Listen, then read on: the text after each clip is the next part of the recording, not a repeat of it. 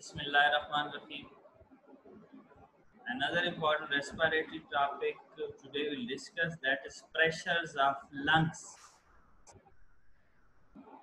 During inspiration and expiration, basically air go inside the lungs and from the lungs air go outside to the atmosphere. When we inspire from atmosphere, air go inside, then go outside during the expiration. So basically what happens during these processes, lung will function with the help of certain pressures that are present inside the lung and outside the lung basically.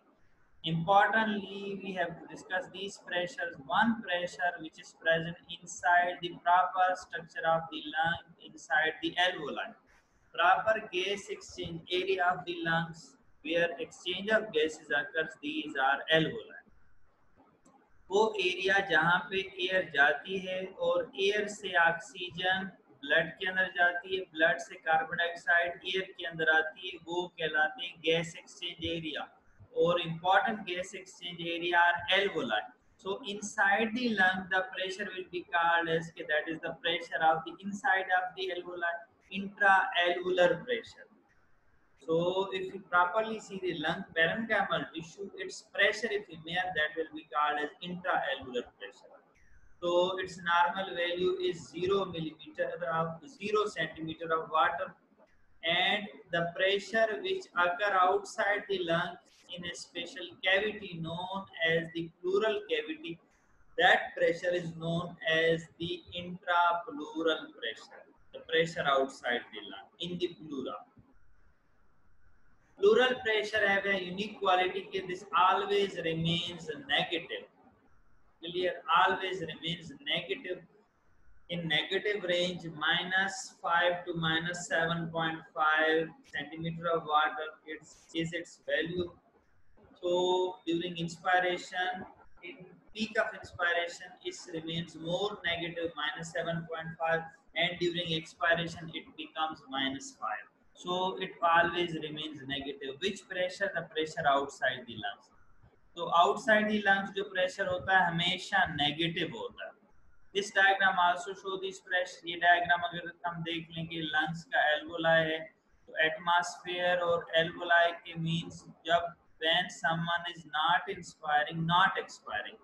Suppose करें एक person है, क्या लिखा हुआ at the end of expiration, उसने expire कर ली air, दूसरी breathe शुरू नहीं की, तो उसके alveoli का pressure atmosphere के equal होगा. यहाँ लिखा हुआ है 0 centimetre of water, alveolar pressure भी 0 लिखा हुआ है.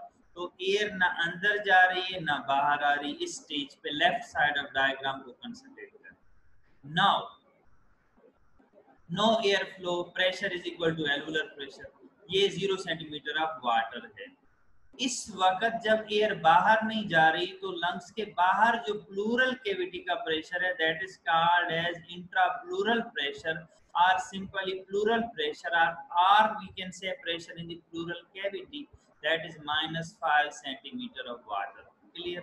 तो वो 0 है लेकिन ये पॉजिटिव है, याद रखिए. क्लियर?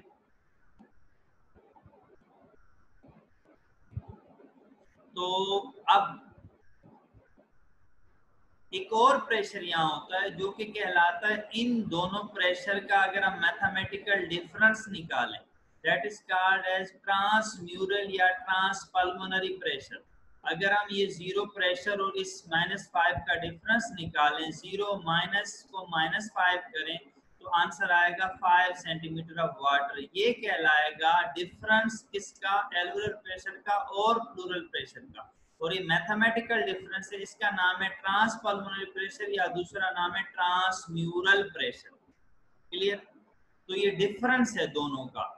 तो इंट्रा एल्वुलर प्रेशर की इंपॉर्टेंस ये है कि ये 0 पर तो एयर इन आउट नहीं होगी, लेकिन for inspiration it should become negative. ये राइट साइड पे लिखा हुआ, इंस्पायरेशन में इसको नेगेटिव होना है ताकि एयर इसके अंदर आए, और एक्सपायरेशन में फिर डेफिनेटली इसको पॉजिटिव होना पड़ेगा कि एयर को पुश करे. Remember negative pressure always sucking. जब तक इस एल्वोलाई के अंदर नेगेटिव प्रेशर डेवलप नहीं होगा, एटमॉस्फेयर से एयर इसके अंदर नहीं आ सकती। और इसके अंदर नेगेटिव प्रेशर डेवलप होगा जब हमारे इंस्पायरेटरी मसल एक्ट करेंगे अराउंड दैट लंग टिश्यू, वो इसको स्ट्रेच करेंगे वाल को, तो एल्वोलाई के अंदर नेगेटिव प्रेशर डेवलप होगा जैसे ऑन राइट साइड, फिर एयर इंटर होगी इसमें। क्लियर?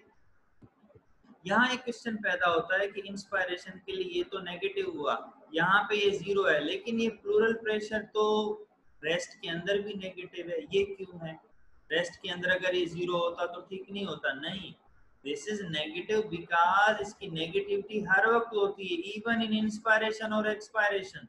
इसका फायदा ये है कि ये नेगेटिव प्रेशर इस कैविटी के अंदर जो है ये एल्वोलाई यानी लंग के टिश्यू के ऊपर हर वक्त सक्शन अप्लाई करता है, और ये लंग्स जो एल्वोलाई हैं, लंग्स का जो टिश्यू है उसको कोलैप्स होने से बचाता है।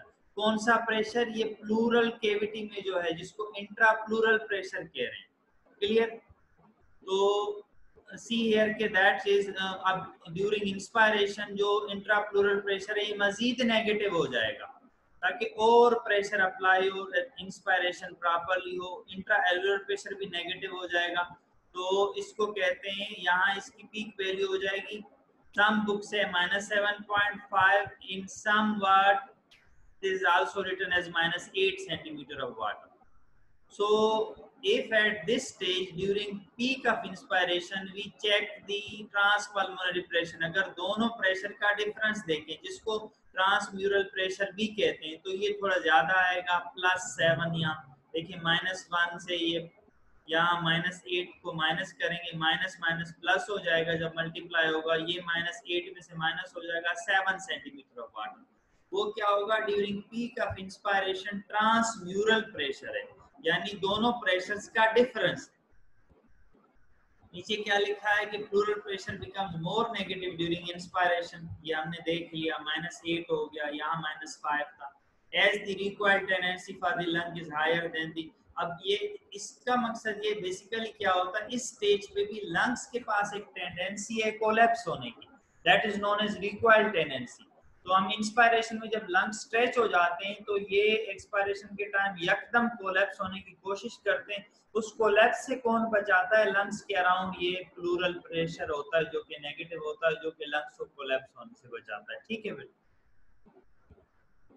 Now alveolar pressure, simply how we will define air pressure inside the lung alveoli is called alveolar pressure. Normal resting lung में इसकी वैल्यू है 0 सेंटीमीटर ऑफ प्रेशर, और इंस्पायरेशन में ये कम हो जाता है -1, एक्सपायरेशन में ये हो जाता है +1। सो range of alveolar pressure is +1, 0, -1, इन तीन रेंजेस में काम करता है। Plural pressure, the pressure inside the pleural cavity, it is also known as intrapleural pressure.